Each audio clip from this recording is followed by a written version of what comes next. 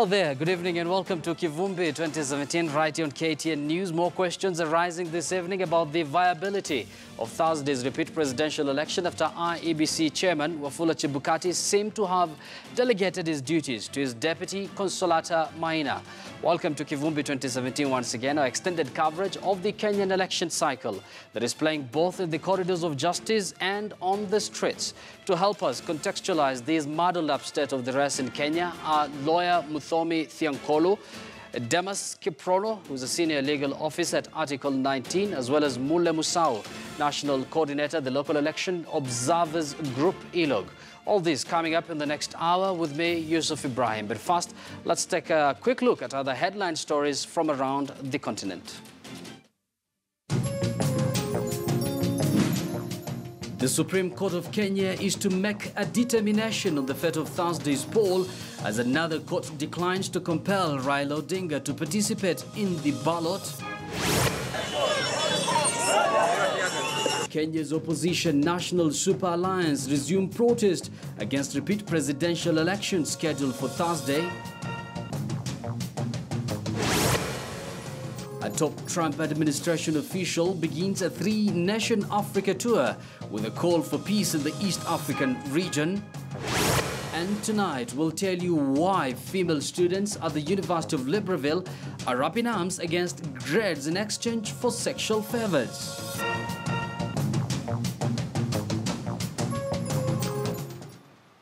Of course, we're going to tell you more on the state of Kenya's election, and on our Twitter poll tonight, we are asking you, will you cast your ballot during the repeat presidential election on October 26th? Will you wake up Thursday morning and exercise your democratic right in various polling stations? So basically, will you cast your ballot during the repeat presidential election on October 26th? Our Twitter handle is at KTN News. You can as well tweet me at Yusuf Ibra. And I'm going to go through some of your feedback within the program. Our hashtag tonight is Kivumbi 2017. Now, once again, all eyes are on Kenya's Supreme Court to determine whether Kenyans will have a repeat presidential election or not. Polls are set to open in just about 30 hours at time, but 3 voters have moved to court to have Thursday's election cancelled. All this as IEBC chairman Wafula Chebukati appointed his deputy Consolata Maina as deputy national returning officer. Elsewhere, another court declined an order compelling NASA leader Raila Odinga participate in the election. Judge Chacha Mwite said it was Raila's constitutional right not to be part of an election process. Trouble to enumerate, at least in summary, the prayers as sought in the petition to just show how much the issues raised therein fall outside the mandate of this court. To my mind, no court can force a citizen or a person for that matter to exercise his or her right under fundamental freedoms. In the same breath, Article 38 of the Constitution grants citizens the right to make political choices. Now, that dismissal came as supporters of Kenya's main opposition leader, Raila Odinga, have taken to the streets to protest against Thursday's presidential election rerun. They want the election to be postponed until their demands for changes to the electoral system are met. Odinga has been rallying his supporters under the slogan, "No reforms, no elections." In Kisumu, NASA supporters marched towards the IEBC offices next to State House, responding to a call from opposition leader Raila Odinga for protest against an imminent election. Odinga says the contest against incumbent President Uhuru Kenyatta will not be free and fair because the election board has not made sufficient reforms and has called on his supporters to ensure it does not take place. The governor of Kisumu, Professor Anyang' Nyong'o, urged the opposition supporters to demonstrate peacefully on polling day.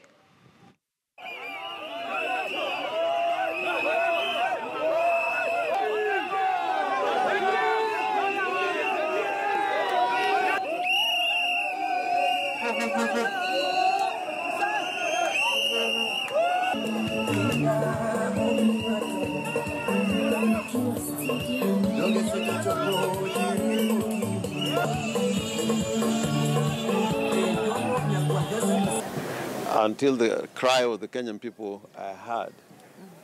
We are going to an election when more than half of the country is opposed to these elections. Forget about the diplomats. We have been there before.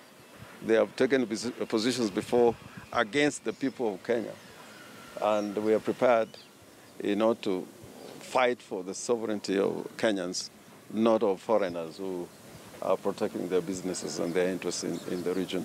And by the way, they should resolve the war in Somalia fast to give us peace in Kenya. I've been in the struggle for the second liberation for 37 years. When the government refuses to listen, we demonstrate. And demonstrations have always worked. Am I serious? Even this time, demonstrations will work. Are we together? Are we together? Well, even as Kenya prepares for what is turning out to be the longest election in Kenya's history, you might be wondering what the East African region have to say. And from Arusha, the East African community has pleaded with Kenyans to avoid any poll-related violence as the country conducts its repeat presidential election on Thursday. Now, EAC Secretary General Liberat Mfumukeko asked Kenyans not to destroy their country because of political power. Our Dar es Salaam-based correspondent Rajab Hassan also sought the views of Tanzanians on the Kenyan election standoff. Okay, so far kumekuwa na mambo mengi ambayo yanatokea kiasi kwamba mimi mwenyewe imani yangu ya kwamba uchaguzi utakuwa wa amani inafifia, lakini bado sijakata tamaa na waombea wafanye uchaguzi kwa haki, wafanye uchaguzi wa uhuru, kusitokee kitu chochote ambacho kitafanya kugombanisha, kuwafanya wao kwa wao wagombane na kuzuriana. Yaani kisitokee chochote cha kufanya damu imwagike. Kwa hiyo mimi naombea na kuwatakia kila laheri Kenya, wafanye uchaguzi wa amani kabisa. Uchaguzi nafikiri utakuwa mzuri na naombea watu wajitokeze katika kuchagua vizuri. Yeah. Kuna bidhaa ambazo zinazotoka kule wanatuuzia bidhaa. Sawa, sisi tunanunua bidhaa kutoka kule. Well, those are views from Tanzanians there with regards to Kenya's election. We're going to talk more about the current Kenya's situation, but for now, let's take a look at what is happening across the continent. And U.S. Ambassador to the United Nations, Nikki Haley, has called for peace in South Sudan during a visit to Ethiopia, the first stop on her official visit to Africa. Haley is the highest-ranking administration official to visit Africa as she travels to South Sudan, the Democratic Republic of Congo and Ethiopia. Haley met with officials from the African Union in Addis Ababa on Monday before traveling on to Juba and Kinshasa for talks with leaders and to meet with UN peacekeepers. And that is according to a U.S. statement. And President Donald Trump announced Haley's visit to Africa last month during a meeting with African leaders on the sidelines of the UN General Assembly session in New York. 9 months into his presidency, Trump has shown little interest in Africa, and Haley's trip is a first opportunity for his administration to shape its policy towards the continent. He doesn't care if we pull U.S. aid. He doesn't care if his people suffer. And that's the concern we have, is we don't know that that will make a difference. We obviously talked about the Democratic Republic of Congo. Very concerned. Situation is deteriorating. There is a constitution. The constitution says that there should be free and fair elections. And we are really hoping that President Kabila does the right thing. Our biggest interest is obviously the people of Kenya, but more than anything is we don't want to see violence. We don't want to see any sort of breakout of violence as we go through this. We're hoping for a peaceful election that's fair, that the people feel heard. Now, Nelson Mandela's widow and women rights activist Gracia Machel says one of the biggest challenges facing the world today is finding the kind of ethical leadership which characterized Madiba's generation, saying that millions of citizens are yearning for leadership with integrity. Now, members of Nelson Mandela's group, the elders, including the group's chair, Kofi Annan, and former UN Secretary General Ban Ki-moon, are in London as part of a new global Walk Together initiative in Mandela's memory. The elders is an independent group of global leaders working together for peace and human rights. The group was founded by the late South African freedom icon Nelson Mandela.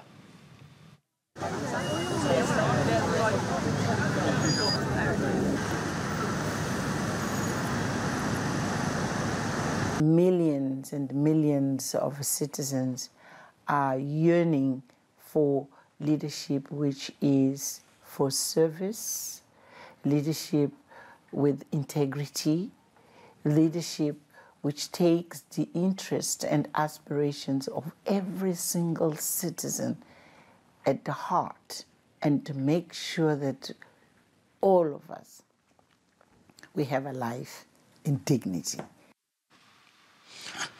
Now, even as global donors reduce their aid offerings to war-torn Sudan, the European Union has vowed to provide the African country with humanitarian assistance for as long as it takes, quote-unquote, that is. And on Monday, the EU offered a new 106 million euros aid package to Sudan at a time when the United Nations has managed to raise only 39% of its overall 2017 aid appeal for the country, where millions still live on foreign aid. Some 461,000 refugees have also arrived in Sudan since December 2013, when a brutal civil war erupted in South Sudan, the world's youngest country, formed after it split from the north in the year 2011. That the overall humanitarian situation in Sudan remains very concerning. Beyond the millions of IDPs, the country is now hosting almost 1 million refugees. Half of them are South Sudanese.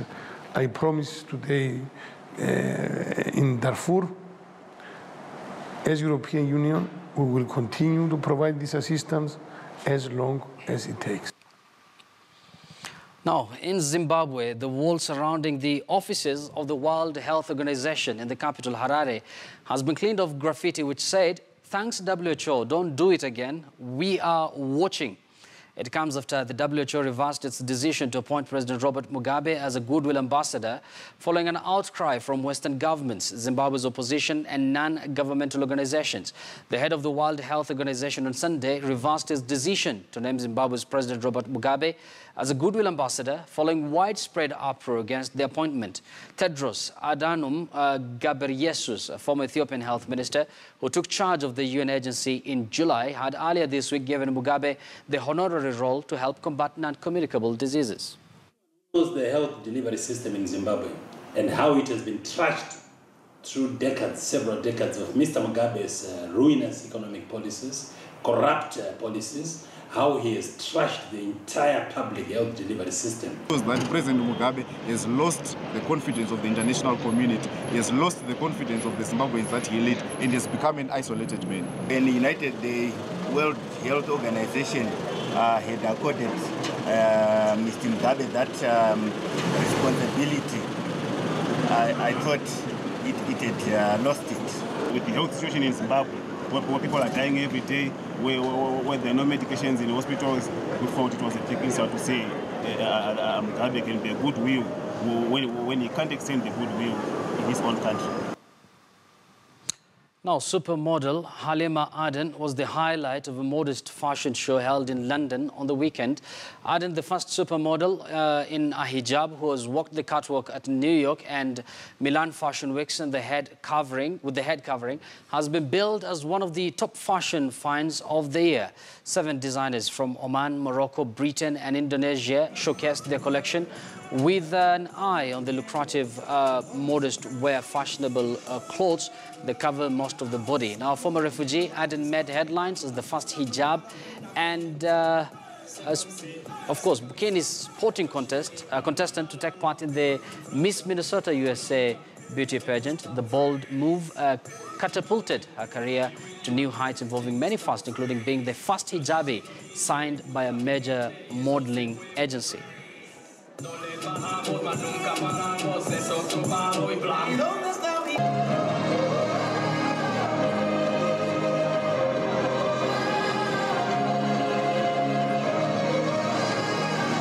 I think it's so powerful because through entertainment, through fashion, these are really subtle ways of obviously promoting not just obviously the fashion side, but us as people as well. So whoever has these misinterpretations of what Islam represents, if there are role models who are out there who happen to wear a hijab, it just makes things a lot easier for us.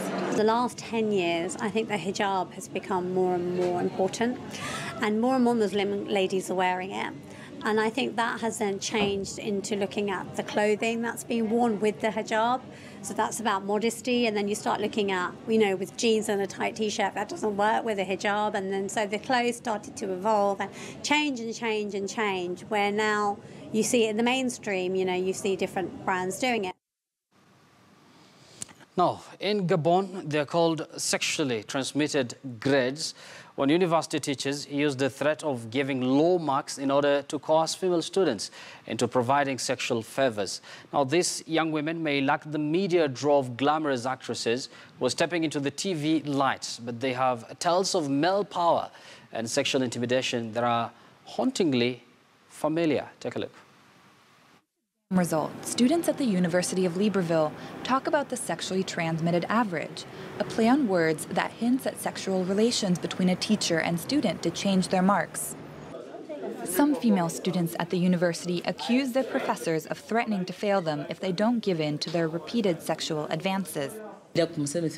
He began making passes at me, and I refused and refused and refused, until a day he gave me 0 on my first assignment. I said, I can't have 0 on an essay, and he replied telling me that I don't have to justify myself, saying that he would give me 0s until the end of the year. I have a friend who had to repeat a year 3 times during her law degree because the teacher gave her poor grades because she refused his advances. The trend, which is not new, remains taboo among students, and complaints are rarely taken to university authorities. This phenomenon exists, we can't deny it. But in practice, it's difficult to prove that it is a sexually transmitted average when there's no complaint from the student. But professors say they are not the only ones at fault in marking distortion, with students offering bribes in exchange for higher grades. We as professors are also under pressure from the students who sometimes offer us money. I've experienced this myself. I've been offered money to raise an average. In Gabon, there are laws against sexual harassment committed by any person in a hierarchical position. But with many students fearing repercussions, these laws are difficult to enforce, and the idea of a sexually transmitted average difficult to eradicate. Of course, a very sad status there in Gabon, and that report takes us to a very short break. But Kivumbi 2017 will be right back, and once we come back, we'll have that discussion tonight, which has everything to do with Kenya's election, an election that is turning out to be the longest, the most litigated election in Kenya's history. We have our guest on standby with us in studio. I'm going to reintroduce them shortly. But for now, let's take that break, and even as we take that break, let's take a look at Events Africa. We'll be right back. Don't go too far.